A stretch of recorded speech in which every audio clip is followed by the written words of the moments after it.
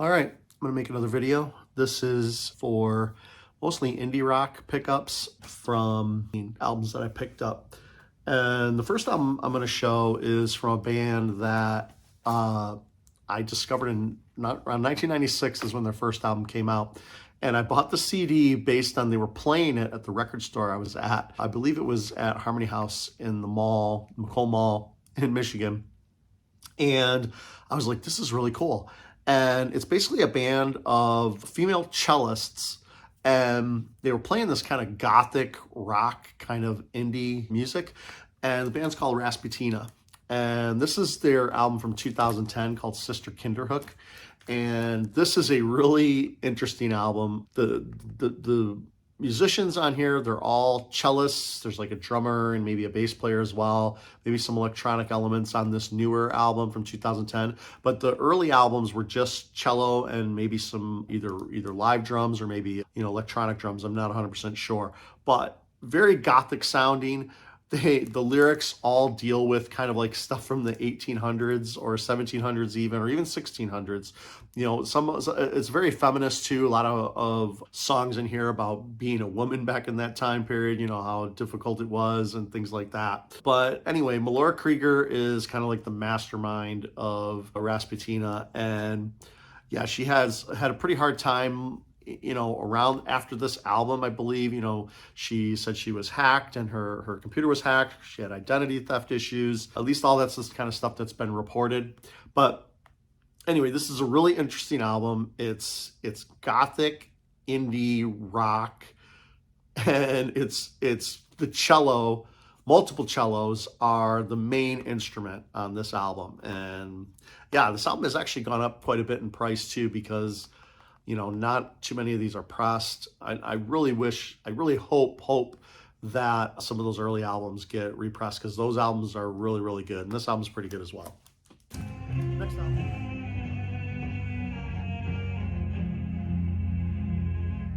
When I was 9 years old, way back in Ohio, the highway was digging up a well on my father's land. They found a fossil there. It was a massive one, and since then along, that rest of giants lived in the northern hemisphere. 2,000 years ago they lived right here. It seems incredible, but yet it's the truth that it fossilized and petrified. Primeval root, what is time to stop? He was not alone. There were hundreds of them walking on the sands on the river. Even giants think they'll always live forever.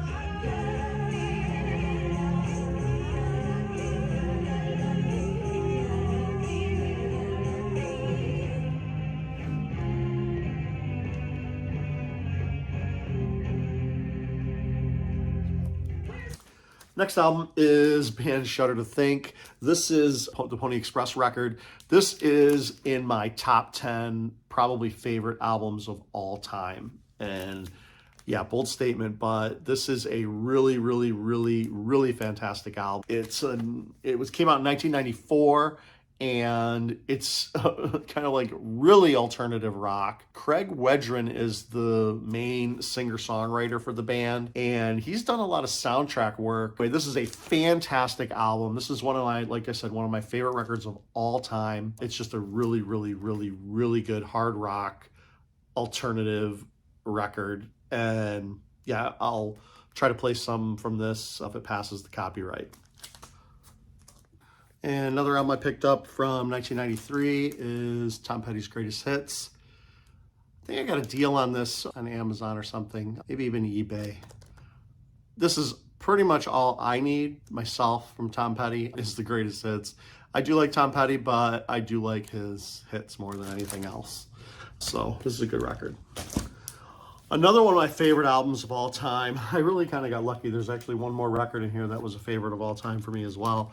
And that's Liz Phair, Exile in Guyville. This album is just utterly fantastic. Talk about a feminist's, take. The title of the album is a take on the Rolling Stones' Exile on Main Street. And this is Exile on Guyville. This is basically, Liz Phair saying, if the guys can rock hard, and talk about sex and, all kinds of stuff, and so can she. So this is, you know, from a female perspective, but this is a excellent, excellent, excellent album. It's 100% 5 out of 5, 10 out of 10. Great, great, great indie rock album.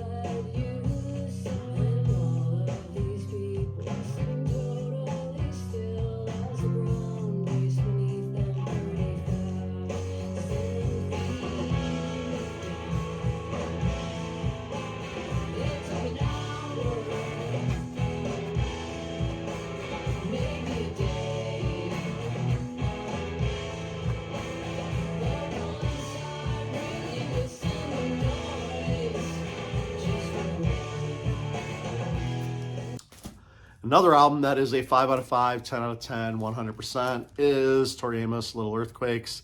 This album is fantastic. It's Tori, you know, basically playing piano, singing song, you know, her songs from the 90s. This is very 90s. It feels very 90s. Came out in 1992. But again, you know, this has Crucify on it, and Precious Little Thing, or Precious Things is also on here. Fantastic, fantastic record. Actually, I'm recording this in 2023, and Record Store Day is coming up, and they're coming out with a version of this album, or not this album, but all the outtakes and B-sides. I guess just songs that didn't make the album for this, and that's basically my number one, you know, one album that I want to get for Record Store Day 2023.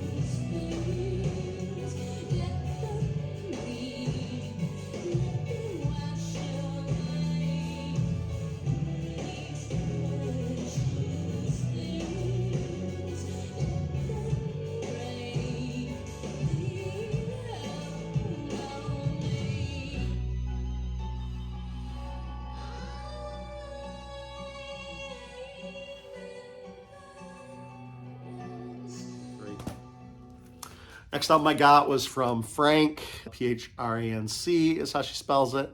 And this is a great folk singer record. Frank is a lesbian folk singer, and she has some really great songs on here. She has a song about Martina Navratilova called Martina.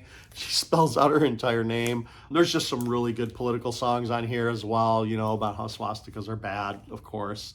You know, things like that, just, you know, and then just some funny songs, you know, songs about I enjoy being a girl. And the first song is very self-referential, being a folk singer, basically saying, I'm going to sing about politics, I'm going to have a guitar in my hand, and the songs are going to be feminist in perspective.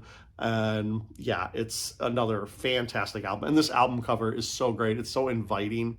I remember when I saw this at the store, I had heard of Frank through Team Dresch, the other lesbian punk band, and they sing about calling Uncle Frank for advice and stuff like that in one of their songs. So I was aware of Frank before that, but this was my first Frank record, and yeah, this is a great, great album. If you ever see this in the store, buy it. And she has a couple other albums. I'd pick them all up. They're excellent, excellent records. And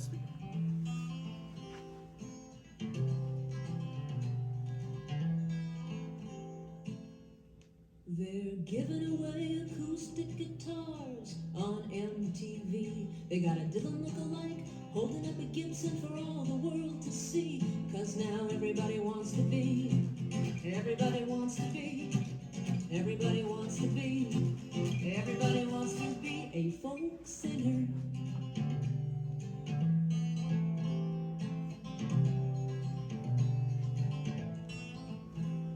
They want to be hip and trendy, they want to wear black turtlenecks, they want to make sensitive videos and sing about politics. 'Cause now everybody wants to be, everybody wants to be, everybody wants to be, everybody wants to be a folk singer.